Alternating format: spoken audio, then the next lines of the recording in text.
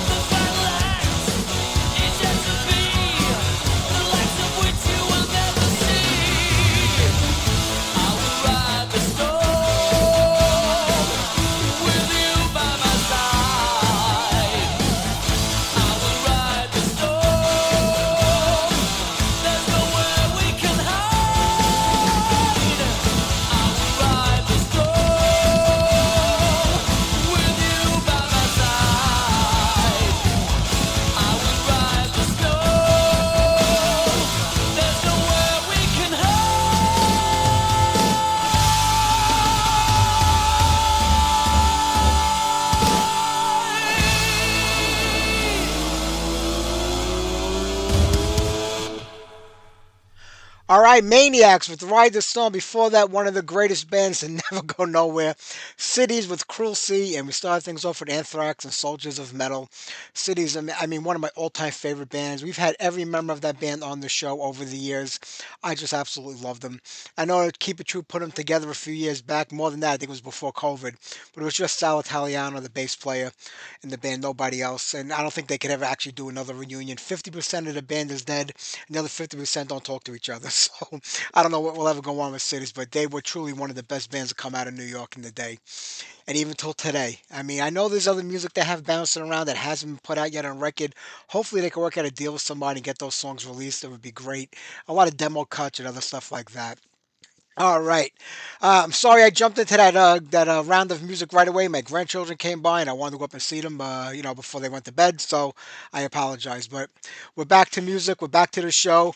David Coverdale. I mean, we all kind of knew he was retired or going to retire, but he made the announcement official this week that he's retiring. He went out on his farewell tour about 3 years ago.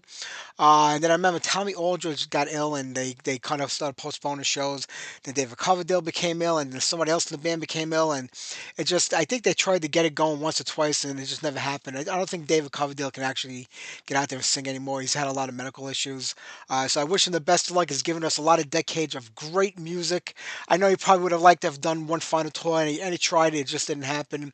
I think it might be a little too late for that now, but maybe we can get one final goodbye show. Even though everybody says they're retiring and they're done, they always keep coming back. That's just what happens.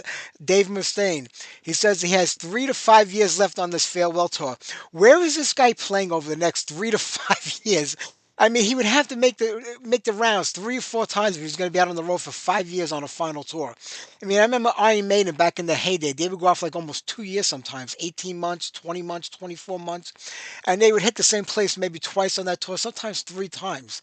So where is Dave Mustaine plan on playing? I mean, is there any place else in the world that he hasn't gone to yet that he's going to try to get to and do it over 5 years? So that's just his way of saying that he's not going to retire and he's not going to make this the farewell tour. He's going to do like a Scorpions. Scorpions went on that farewell tour. After about a year into it, they said, well, you know what? We got such a great response. People didn't want us to retire. They didn't want us to pack it in, so we're going to keep it going. And Dave Mustaine is going to do the same exact thing. He can't let Metallica win.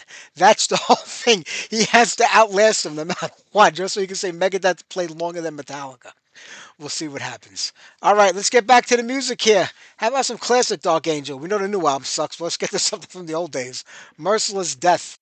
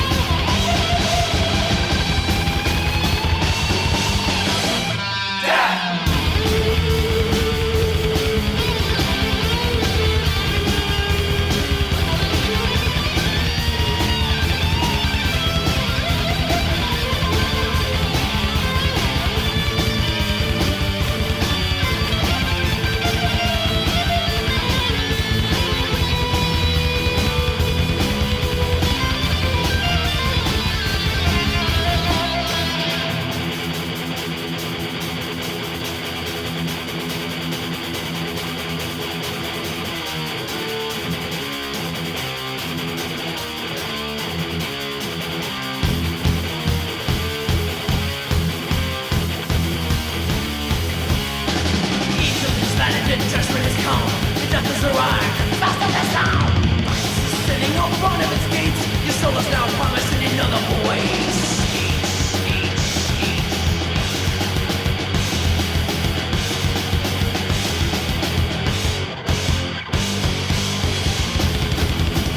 We'll give you what's to love. We'll give you what's to last. We'll give you what's to love, to love, to love. Round and round the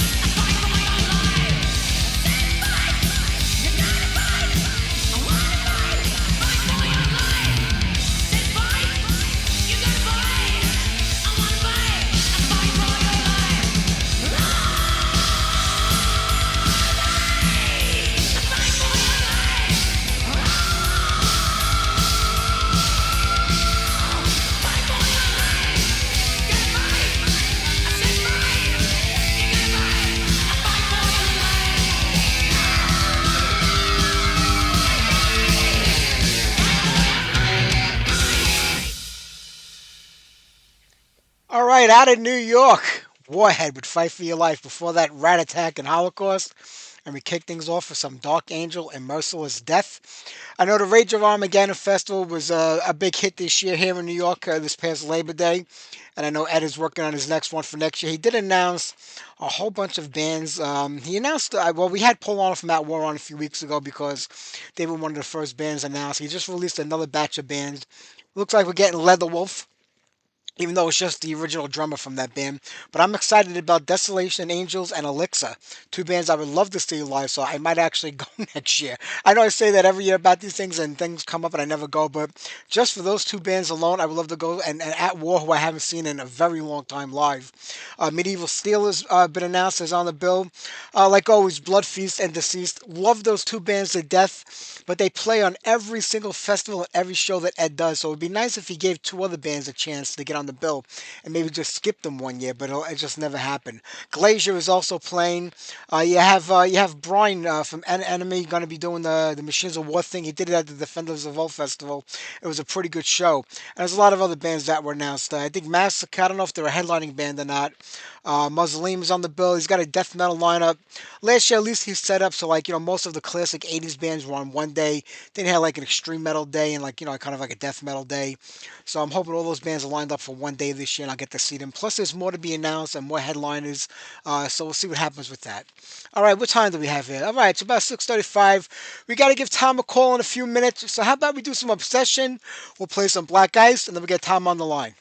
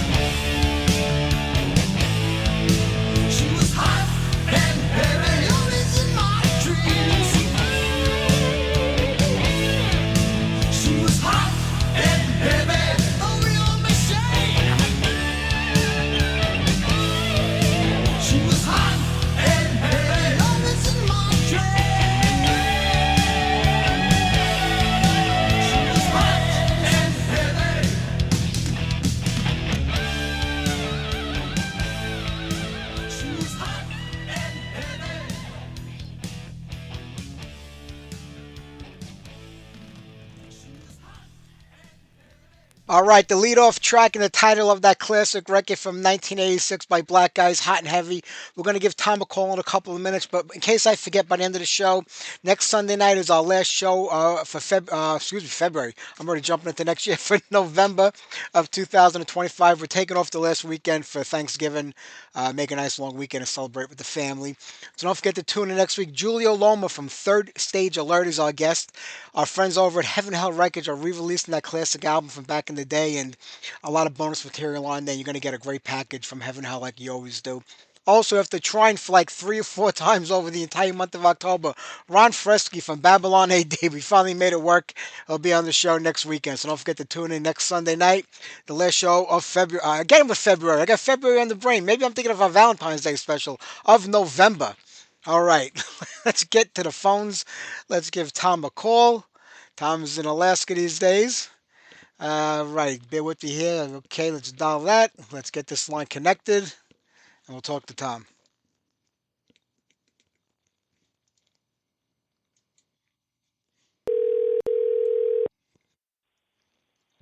Hello. Tom, it's Mike. You're live on the air. How are you, my friend? I'm doing good. How you doing? I'm doing great, and it's a pleasure to talk to you because I'm such a big fan of Black Guys for so many decades now. It's great to have you on here. Oh, great. Yeah. This is my pleasure. Listen, we just played a track off that record. I always felt that you guys were really onto something back then, and like a lot of bands, sometimes things just doesn't work out. But all these years later, could you imagine that people are still talking about an EP you put out, almost 40 years ago? I know it's crazy when I think about it. I think, man, I'm getting pretty old, but uh yeah, I still feel great and I play all the time. I'm just having more fun now than ever. Well, that's great. Before we get to Black Guys, let's kind of take it all the way back. I mean, originally all this starts in Alaska with you. What's the first band that you start out with, and what kind of music were you playing back then? Well, it's funny, right out of high school, a buddy of mine had a band in high school and he said, "Hey, we need a bass player." So he shoves a bass in my face and says, "Learn these songs." So the first song I ever learned was Dazed and Confused, and that was a handful because I'd never played before. And I just learned by ear and stuff. And then uh, I moved down to Bakersfield for a little bit and learned how to play better. And then I ended up moving up to Santa Rosa, and that's where I met Eric Martin and Paul Taylor. Now he plays in Winger now. I met those guys, and then I learned a lot about music, jammed a lot down there. Then I moved back to Alaska, and my band did a prom tour. We formed the Plaids. That's when the Plaids first started, and we formed this prom tour. And we were over in this town called Petersburg, and we're looking at MTV when it first started out, and we saw Paul playing with Aldo Nova, and we go, "Oh my God, we have to be rock stars. We're moving to LA pronto." And that's kind of what we did. It took about a year, but I had Paul's band come up here before actually, yeah, that was before he joined Aldo Nova. He came up here with a bunch of guys from Santa Rosa. They drove all the way from Santa Rosa to Ketchikan, all the way through Canada to Prince Rupert with a school bus full of equipment, and came up here, performed a concert. I put everything together and played like 3 proms. And then that's a year later we saw him on MTV. So that's how the Plaid started. And then we Kevin, the guy that wrote all the songs on the Domine Deus record, he was still in high school when we moved to we went and spent a summer in Seattle and cut our first 45, and it was called Calling Girls. And anyway, things progressed from there, and we eventually, he got out of high school. He's only 18 years old, and we moved right down to the valley. Said in the former song, you know what stuck out the most? That you had MTV in a small town in Alaska when I lived in the fourth biggest city in the United States of America in the 80s, and I couldn't get cable TV or MTV. Oh no, how about that? Amazing. But, this was like what, around 82, maybe 83 that all this was going on? Yeah, it was actually well, Pyramid was the band that Paul was in, and they came up here in 1980. And so, yeah, it was like 1981. We went down and cut our 45 in Seattle, and 82 is when we moved to LA. Okay, what you did with Dominate Days. I mean, when you think about that music, I thought that you guys were so far ahead of what was happening musically that, if you had done that in the early '90s, I think you would have been superstars because a whole generation, after the metal generation, kind of latched onto that sound and really took it to another level. Well, I'm glad you like it. See, it's here's what happened was we started out like as a new wave band, and we called it like hard wave. And Kevin, I mean, the guy's a genius, and he was like 17 years old, 16, 17 when I met him, and we formed our first Plaids band together.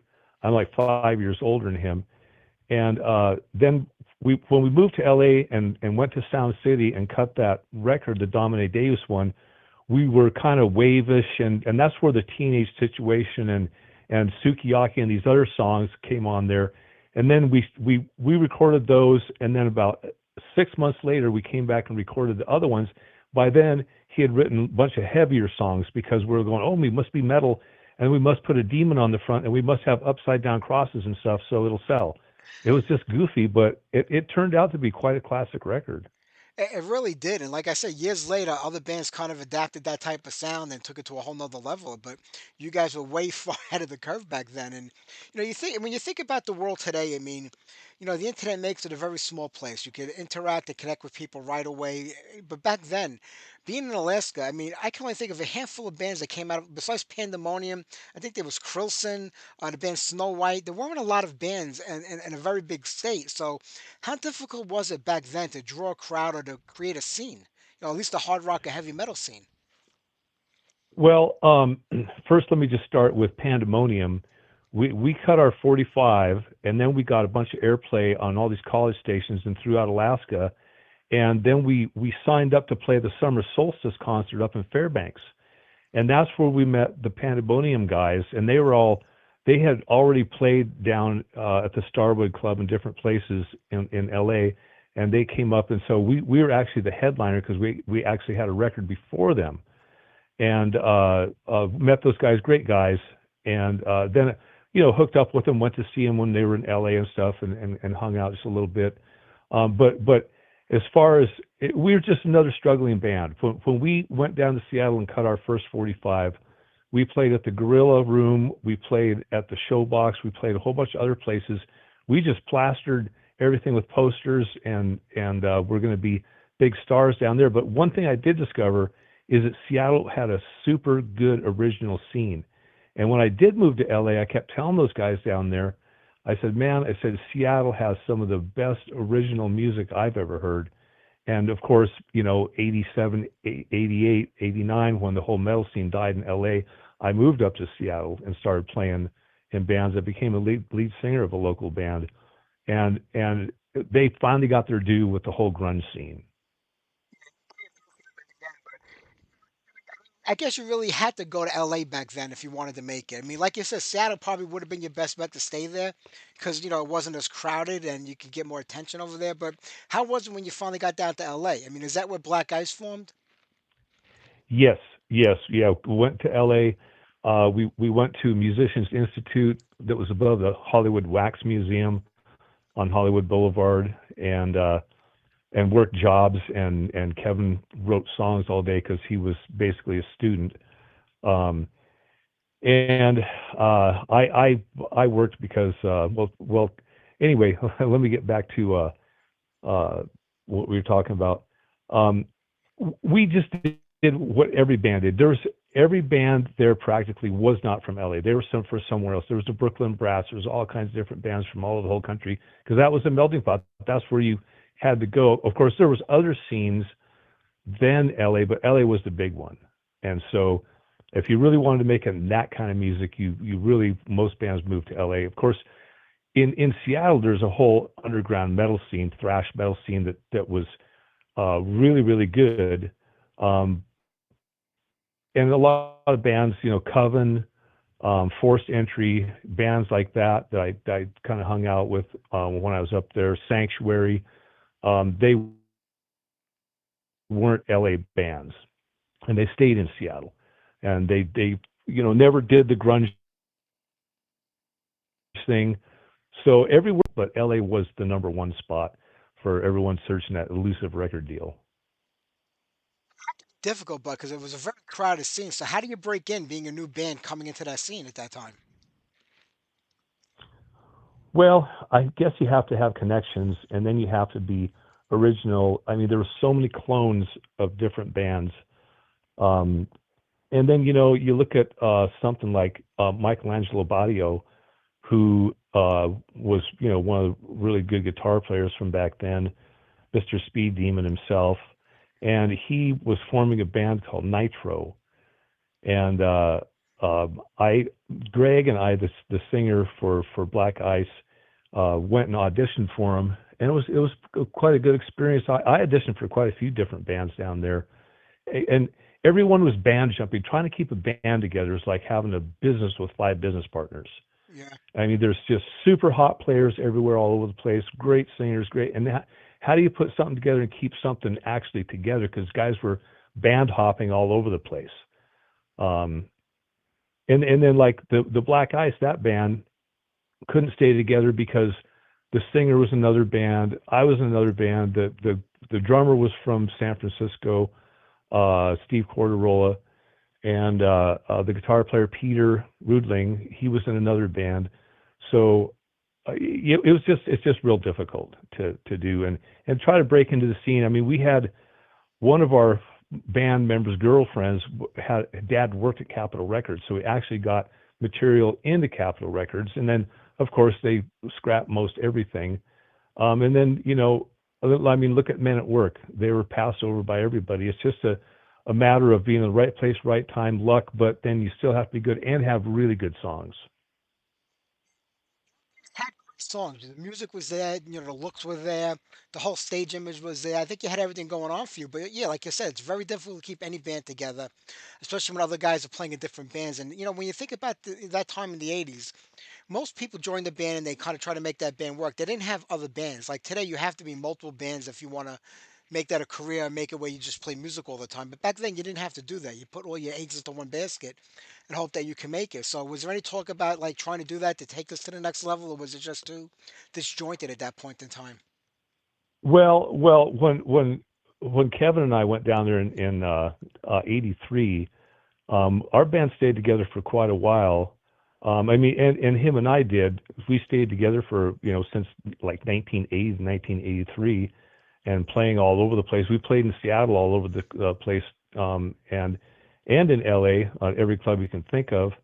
And I guess we might have just got a little bit disillusioned with the whole thing, and then we just kind of got homesick and just moved back to Alaska. And then a while later, I moved down to LA, and Kevin went to a college up in Fairbanks, I think, or Anchorage, I think. And yeah, he's now retired and giving guitar lessons up in Anchorage. Wow. So, how long did the whole Black Eyes thing last? It doesn't seem like it went for more than a year or two. Just a year, yeah, about there. But see, the singer, Greg Houston, who I swear to God, that guy is one of the best singers to ever come out of L.A. He's like a Pavarotti man. The room he lets out a note, and you're just like, whoa. But anyway, he was in a band called Day One, and I don't know if you ever heard of them, but they put out one of the best pop records around, and so I actually joined their band, and I was writing all these songs for my Black Ice band I was forming, and I tried out a couple singers, and I went back to Greg, whom I was playing with Day One. Then they put out an album, and their bass player quit, so I joined their band, and we were playing around, and so I got Greg to do all the singing on it, and it turned out spectacular. He's and he still has a great voice. I don't know if you've been to my Facebook page, but listen to him hear the sing the Journey song, and he's still really good. He can sing just about anything. He has some great chops on him, that guy. Especially as time goes on, it gets harder and harder. He can hit the notes. Definitely a great singer, and he made that whole record. I mean, But Oh, for sure. when it does end, and now you say like you just I'm going back to Alaska. With Crystal Rain, how did you become the singer? I mean, I love when you said like I had the bass put on me, and I had to learn how to play Dazed and Confused. So like John Paul Jones is what you first have to learn how to play instead of like maybe like Sid Vicious or something. You go to right to John Paul Jones. Right, So right, how yeah. do you take on vocals after that? Well, I always sang. I sang a bunch of songs with the Plats and stuff that we didn't put on the record, and because Kevin and I would trade off, and then we harmonize on a bunch of different stuff. Any high thing you hear on the Plaids is me. Um, and so, well, when I moved to Seattle, I just said, I've always wanted to be a lead singer. So I got with these young guys, and we formed a band called Crystal Rain, and it was pretty good. I got some recordings from that. We never pressed anything, but we played all over Seattle and had a blast. And I just was working, trying to become a better singer. And I'm still working on it. And I've become a competent singer. I don't really like the sound of my own voice. I don't think most singers really do. But that's what I did. I always wanted to become a lead singer. And if I knew then what I know now, I would have just done that and not even played bass. And that would go way back. But man, I was super, super shy and really introverted, and it took a lot to bring me out of my um, box, I guess. I mean, when you're up on stage holding a guitar, you feel like you have some sort of protection. You're behind something. It does make it a lot easier. But being the front man, you're out there with nothing but a microphone in front of you, and you have to project an image. You have to have a lot going on and be able to sing on top of that too. So yeah, I can only imagine it's probably difficult if you got a little stage fright. Yeah, you're exactly right. You're exactly right. And before well, let's see, no, after I did that, I came back to Catch Can and joined a couple of top 40 bands, and I was a singer then. That was way back in I don't know 2005 or something. And then I just stopped playing for about 10 years, and I just picked it up again, probably I'd say about 6 years ago. And I'm actually having more fun playing that bass now. And I don't sing in my current band. I have a couple of guys. I'm in two bands now, and they have singers that are really good. And I just like sing harmonies and backup and stuff like that. Yeah. Well, with the pledge and even going into Black Ice back then, I mean, did you feel there was a pressure on you or like there was a timeline that you kind of set for yourself where if we don't make it by this time, we're going to give it up? Because, like you said, it's a lot of luck. It's hit or miss. You've seen bands out there that have little to no talent. For some reason, they wind up getting a deal and breaking big. And you got these bands that are just phenomenal plays, great musicians, and they just can't get their music heard. So, I mean, how did it go back then? I mean, did you say to yourself, we're going to go, if we don't make it within this time frame, we're done, or we're going to keep trying? Well, I mean, really, basically, I was living in LA from probably 82 to 88. And I think that's enough time to find out what the heck's going on. And you just become disillusioned. You see, like you say, people getting signed. I'm not going to mention any names, but there's bands that got signed. Everybody's going, "My God, they signed them," Yeah, and but then, well, back to like Michelangelo and Nitro. I don't know if you ever heard the song Freight Train, sure. but to me, I mean, I don't want to diss it, but that's like a super mega overproduced, biggest hair, biggest guitars, fastest this and that. But the song was, I don't know, it just wasn't really that great, and they just went absolutely nowhere. There's a few other bands like that had superstars in it that never went anywhere, and so you're thinking, well, who am I? I'm not as known as these guys, and how can I make it? If these guys can't even, I mean, they're some of them are real modest album sales on a few of these guys with real known people in them. And I'm sure you know some of what I'm talking about. But if these guys can't, these guys tried. They cut one record, they cut two records. They have 25,000 album sales, which is nothing, and then they get dropped from their record company. And I just think, what am I going to do? I have no connections. They have all the connections, and and there's some people that got signed just from being buddies with record executives and had the in, but they still didn't make it because it's all about the song, and having a record company actually really behind you. But it always comes back to on the song to me.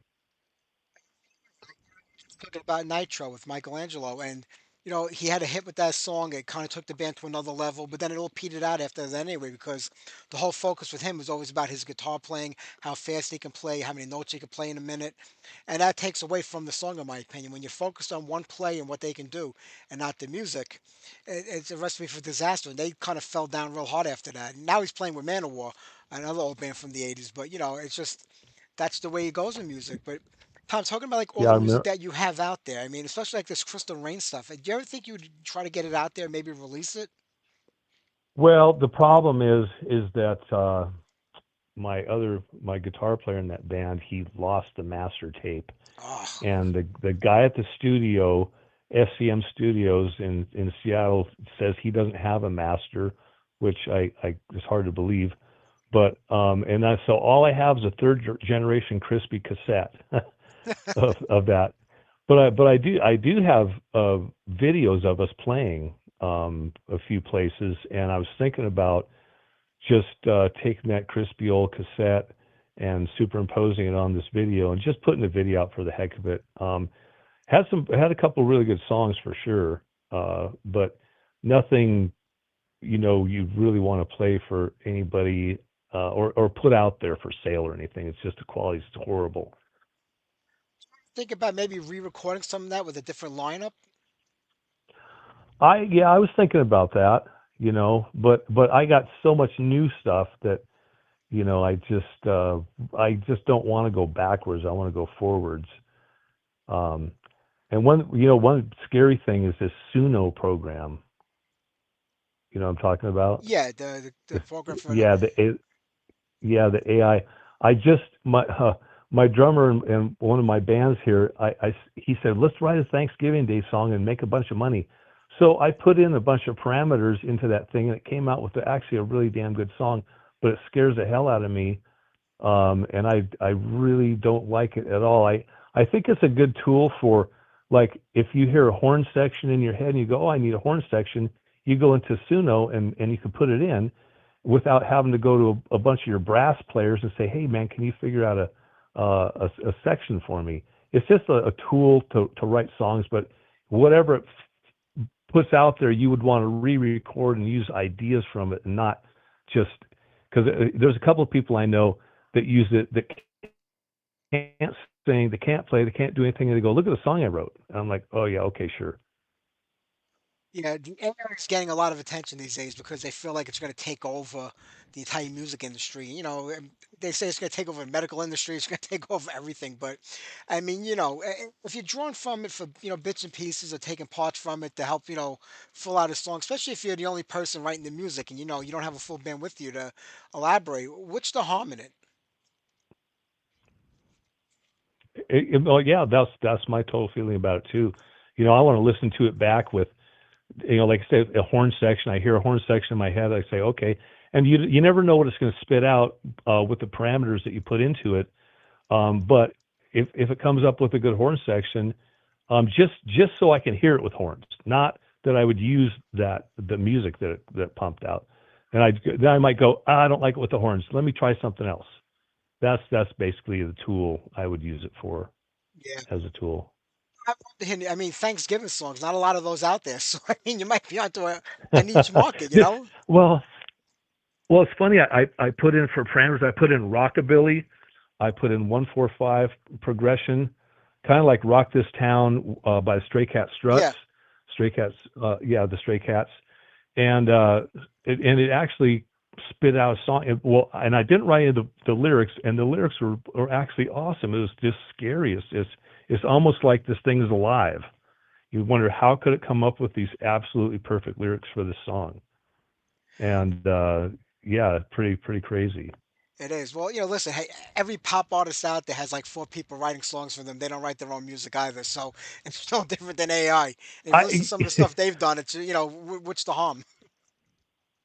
well, I just watched the guy talking about I guess the number one country hit right now is an AI Yeah, produced yeah. song, and that kind of blew me away. And I listened to it, and I'm like, I don't. He kind of sounds like Jelly Roll or something. The guy that, or the voice that came out, the AI voice, um, or Sims, kind of in that vein. Real soulful, and really good. And if you didn't know it was AI, you just wouldn't know it. And that's what everyone's worried about. So as these professional songwriters that have also struggled and worked their way up, or hopefully, I think that you should have to put it on something if it's an AI song. Say this is AI, or AI help me, or something like that. I don't know exactly what. I'm not all for new laws or anything, but my gosh, people are going to be fooled into thinking, a human being wrote this whole entire thing, and they didn't. I mean, I've heard some like 10, 20-second clips of AI generated songs, and I wouldn't be able to tell the difference. As they get longer, you can kind of pick out like what's not right about it, but eventually they're going to refine it to the point where you would not know the difference. It's just going to, as technology keeps evolving. Look how quickly this came along. I mean, in a couple of years from now, you wouldn't know the difference.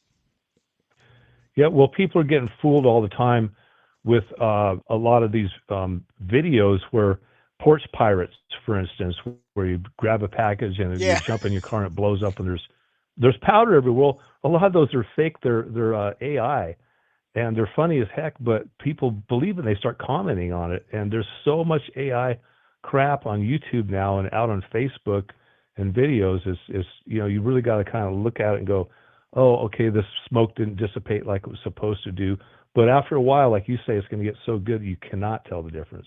it's true. I mean, do you think the internet hurts or helps musicians? I mean, it makes it easy to get your music out there, easy to reach people, but it's also jam packed, and it's created a generation of people with very, very short attention spans.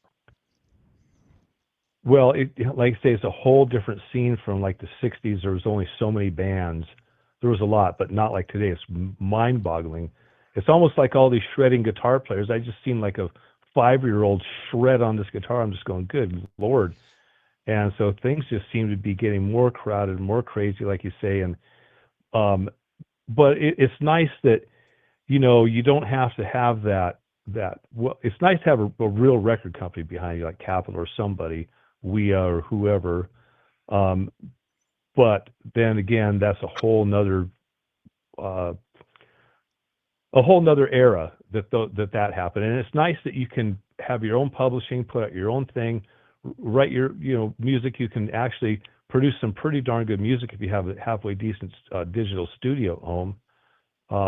And like my buddy, I was saying that stuff about the producer Ray Leonard, and how he did all his own healing music, all the synthesizer stuff at his house. Is all digital, and so there's no breakdown in any of it. And so it's nice to be able to do that. And where before you had to have a record company, now you still should, but you don't have to. You can do your own publishing and producing and stuff like that. Getting signed to a major label today is almost an impossible deal if you're a hard rock or a heavy metal artist out there. There's a lot of independent labels, small labels that'd be more than glad, but they want you to deliver a fully produced album to them. They just want to, print it and distribute it. That's all his distribution outlets. They don't do anything more than that these Yep. days. And it's crazy Yeah. because, I think about like the future now. Like, my kids are, in their 30s, almost in their 40s now. But I'm like, my grandkids, are they ever going to see a rock band or a heavy metal band playing Madison Square Garden or one of the big arenas out there? Because I don't know where these artists are coming from. AC/DC, Metallica, Iron Maiden, all these bigger headlining bands. We're all getting older. We're not going to be around much longer. And where's the next group of bands coming from? I don't know. I mean, they were promoting that band Greta Van Fleet a few years ago. They were going to be the next big thing. Even they kind of disappeared now. Hmm. Yeah. There's I can't remember the name of this band. Five Finger Death Punch. Yeah. Where are they? Are they playing? Are they still together and playing around? Yeah, they're still together. They had a long absence, but they're still together. Okay, and I don't know if they're a great band, but I don't know if like say if any bands like that are ever going to be able to fill arenas. You have to have the types of songs that people like to listen to. A little bit commercial. I think like Five Finger Death Punch, they did this thing which I call it sad happy, or passive aggressive song, they come out real heavy with this blazing, screeching, not screeching vocals, but real low, growling vocals. And then all of a sudden they go into a nice, sweet harmony. And then when you just start feeling a little bit weird, then they go right back into it. And that's like a formula of a song, a songwriting formula that a lot of different bands have used and do use. But I don't think that that kind of stuff is just not as popular and going to go attract that big of a crowd. But but back then there was like all the arena bands. They had like the MTV stuff, and they came out with their videos. And there was just, I think there was just a lot less of them. And now there's so damn many bands, and I think that they're not.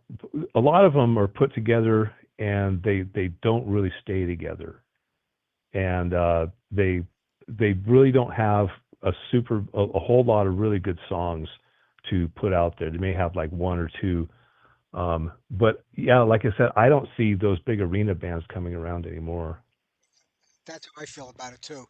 Tom Talk. I know you don't like to, like repeat the past with the music and stuff like that, and dwell in the old days. But if you had to go back to the Plaid and then the Black Ice, I mean, was there anything you would do differently, or whether it was the music, the production, the quality, or the way the band behaved, or acted, or what they did? Was there anything you would change back then, looking back on it now? Well, I probably have tried to keep Black Ice together, but by the time we did that, the whole kind of metal scene was kind of dying, and even the metal light like us, we were metal light, and so it would have petered out anyway. And like I said, everyone then pretty much left LA, and the whole Seattle scene blew up and blew everything even remotely metal, out of the water. So and with the plaids, I mean, it was, and you just learn as you go along. You do something, and you don't know it. There's no formula for making it, or um, I probably would have hung around a couple. Well, like Paul, that's in Winger now. I probably would have hung out with him more than I did with anybody else. But who knew that, and he's going to be on tour in Europe now for a little bit with some other band. I forget what it is, some buddies of his. Um, but yeah, I probably would have hung out with him some more. So it's just the luck of the draw. So I don't know if I would have done anything different because we didn't know any better. We didn't know any different. You're just scratching along there trying to make it, or hope that something happens. Hope that there's a producer. I mean, we had people come and look at us from a record company. We had some lawyer that was some big cheese and invited us out to dinner and all this other stuff and trying to woo us, and then he just kind of fizzled out. So there's just all that stuff just goes on all the time. Quarterback and think about what you could have done or should have done. And when you talk about 86, 87, and even going into 88, nobody knew that the scene was going to implode upon itself a couple of years later. It just got too big for its britches, and everybody was doing the same thing as every other band. But you didn't know that back then. You just thought it was going to go on and on forever. Then when you look back at it, like you just said now, and look at this, it all would have collapsed anyway. So where would we have been? So maybe in a way it was good that the way it ended. Yeah, pretty much. I remember when Motley first came out with their Too Fast for Love EP, and we went to see him at the Roxy. This is before they were an arena act or anything. I think it was like '82. I think we went to see him at the Roxy, and the stage was set up. It looks like a scene from the Munsters. I mean, there was skulls and all this creepy lighting, and they had fake cobwebs and stuff, and they came out and they almost looked like the Munsters. They had so much heavy makeup on. It was really cool, and Tommy Lee really impressed me, man. He was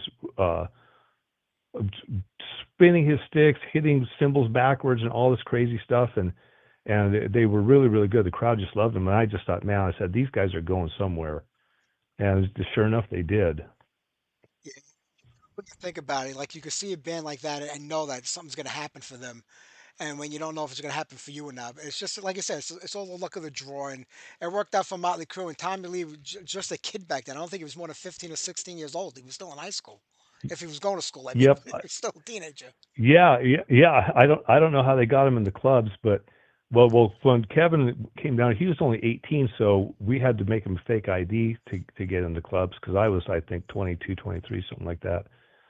And but yeah, I saw a few bands down there before, playing the club circuit and stuff, and it was pretty neat.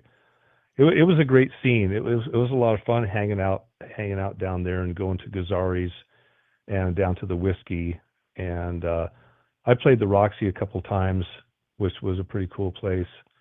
And then they had then down Santa Monica was the Troubadour. I played there a few times. Oh, what's funny is we're playing, the Plaids are playing at the Troubadour, and this band comes in before us, and they're playing so fast and furious. We were going, "What the hell is this?" And it was Slayer. Yeah, yeah, it was pretty crazy. And we were thinking, "Who the hell are these guys? Why are they playing so fast?"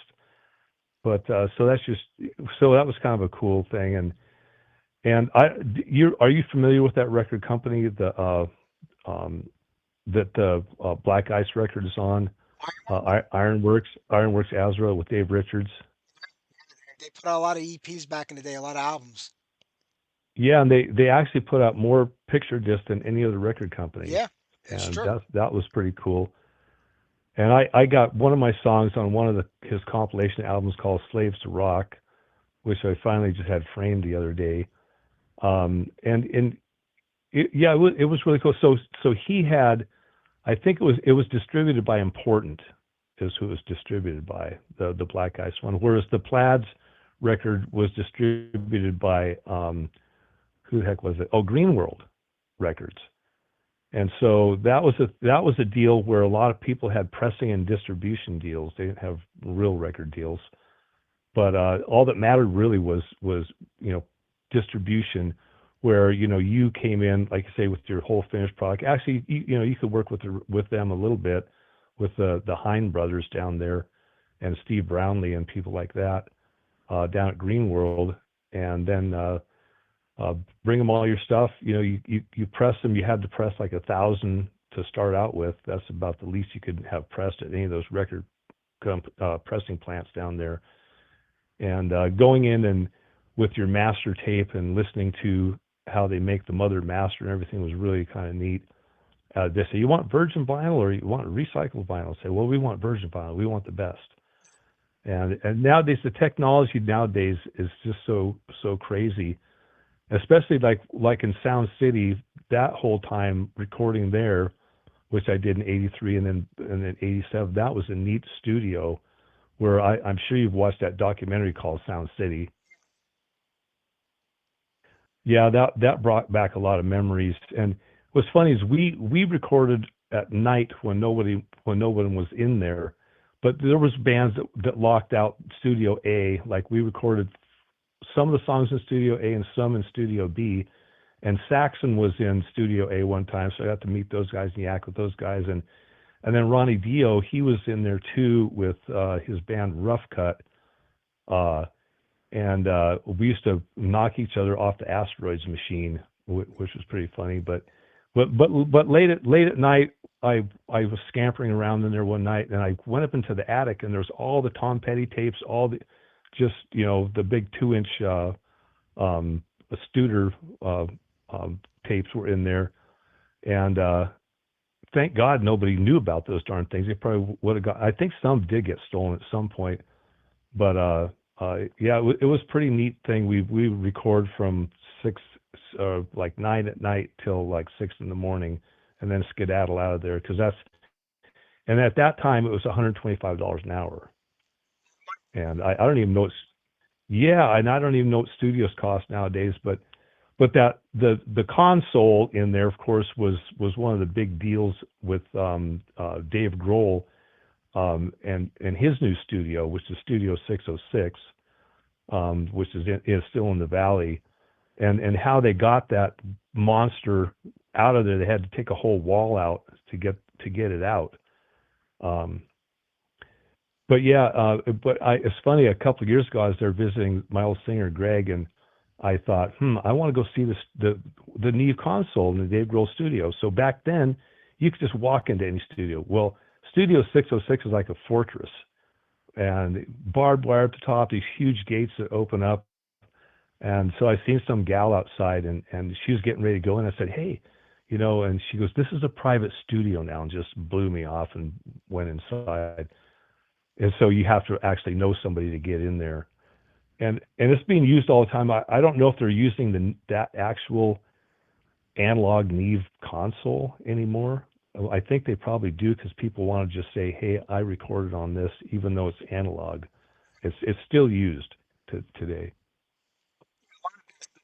Zach Wild Oz, you guitar player, records everything on analog. He doesn't use digital at all. He comes in with his Ampeg reels. Nice. He records everything that way. It's a deeper, richer, better sound, in my opinion. And I always liked it. But Tom, I'm gonna let you go in 2 minutes because I want to play a couple more Okay, songs from your bands.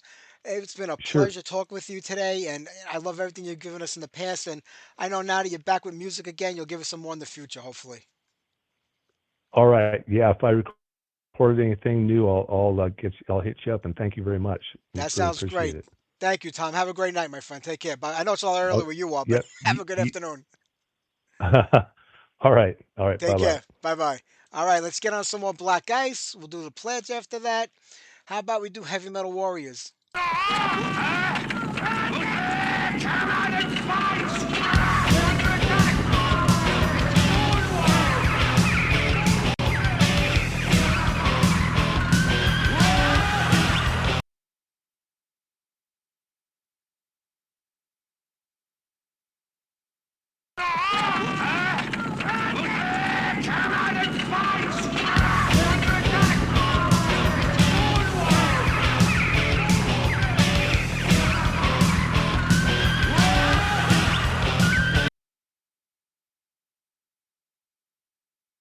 Yeah, I don't know what's going on there. The song keeps cutting off.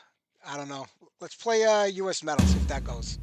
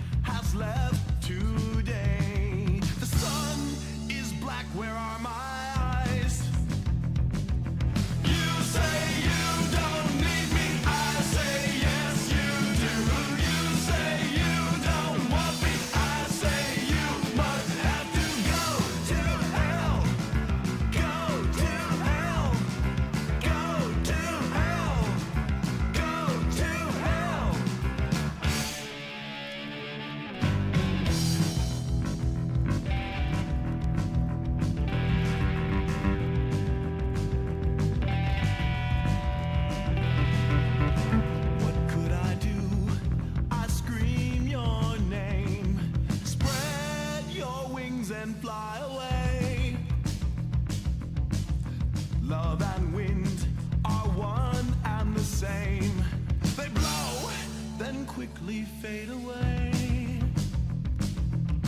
The rain will fall and I will melt. In hell, there is no turning back.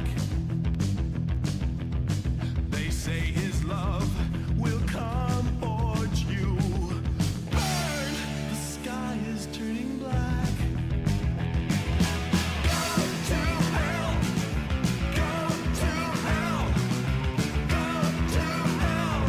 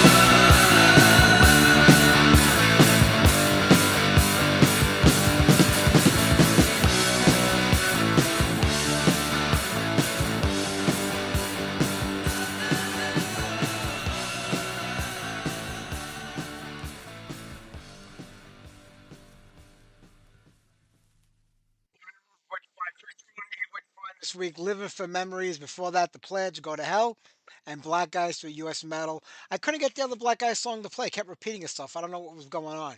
I know I have to upgrade this digital switchboard every now and then, and they wanted me to do it today, but I feel like every time I do it before a show starts, I have nothing but problems. So tomorrow I'll do it so that way next week everything will run nice and smoothly. It's a cold day here in New York. And it wasn't bad this whole weekend. It was pretty decently warm for, middle of November. But my God, the wind. I put up all my Christmas decorations outside today just to find them all on the floor a couple hours ago. We got like 40, 50 mile per hour gusts over here. So I guess I'll be out there again tomorrow redoing it. All right. Like I says, next week, don't forget Third Stage Alert and Babylon AD are on the show. There's no program the following Sunday, the 30th. Then we're back to wrap up the year. I cannot believe 2025 is over already. This is technically our first full year on Mixler. I'm still going through a little bit of a learning curve with some of the things here. I couldn't figure out why we didn't get as many listens on the earlier shows that we did here in January, February, March, and April. That's because after the live show is over, that link goes dead, and there's a new link that's generated for the replay. So I have to keep changing it. I don't know why they do that. I mean, Spreaker and Blog Talk Radio had the same link. They should do it here too. But I'm not going to complain because after Spreaker went out of business, at least the live shows ended on Spreaker. Everybody from there, and then Blog Talk Radio went out of business. Everybody came to Mixler because it's the only thing that's similar to the two of them. And my $8 a month that I was paying to be on here is now $39 a month. But I got grandfathered in with the old program, so I'm happy about that. So it's still only like about $100 a year for me. Make that back and the ad share. So I'm very thrilled. All right, enough talk, right? Let's get back to the music. How about we do some Axe Attack? I can't remember the last time I played them. Death Soldier's Revenge.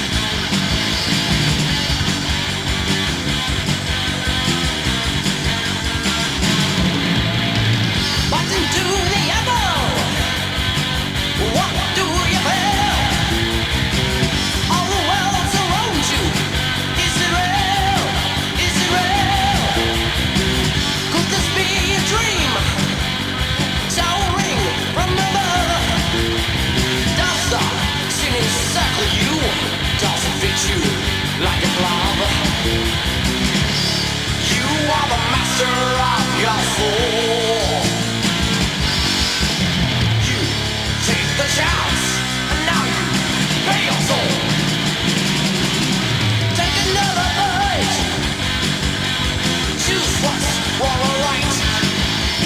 Take another vote. Will you ever see the light?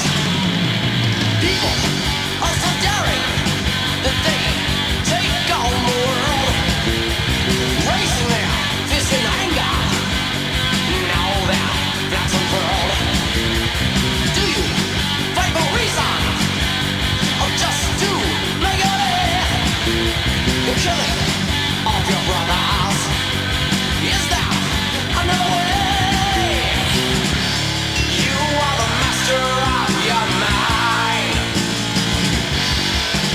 Does that little world, does it make you blind?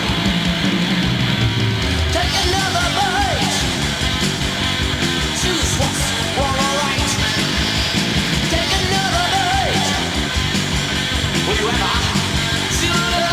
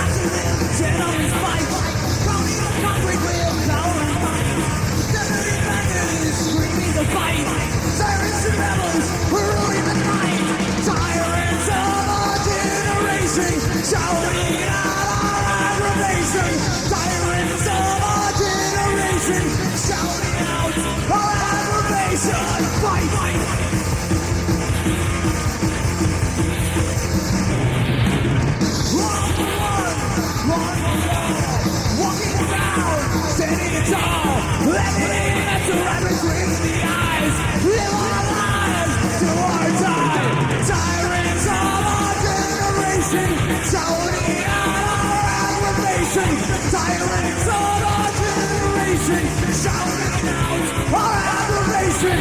Fight, fight, fight.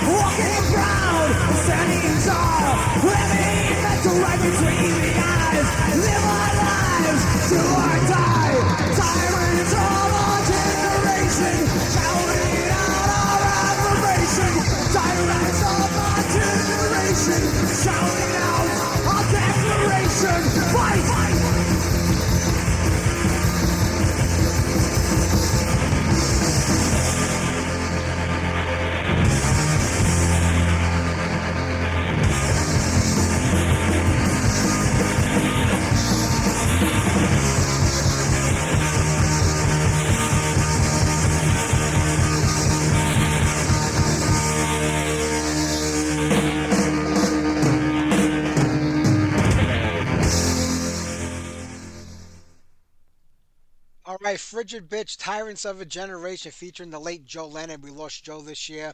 Joe used to be in my show all the time in the beginning when we first started doing this program, and he sent me a lot of great memorabilia over the years. We lost touch the last couple of years, me not knowing that he was sick, and that's why. But God rest his soul, he was a great guy.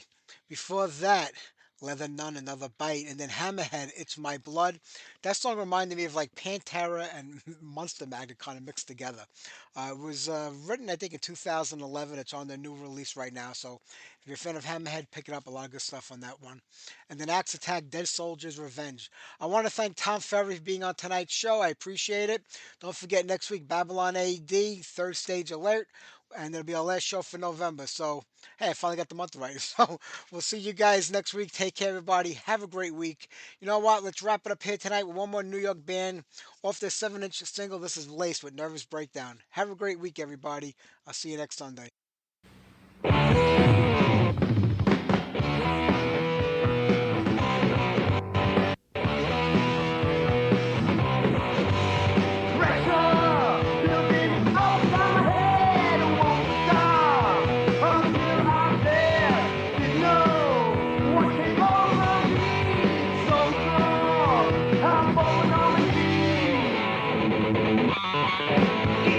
We got on, I felt so long, I couldn't stop shaking.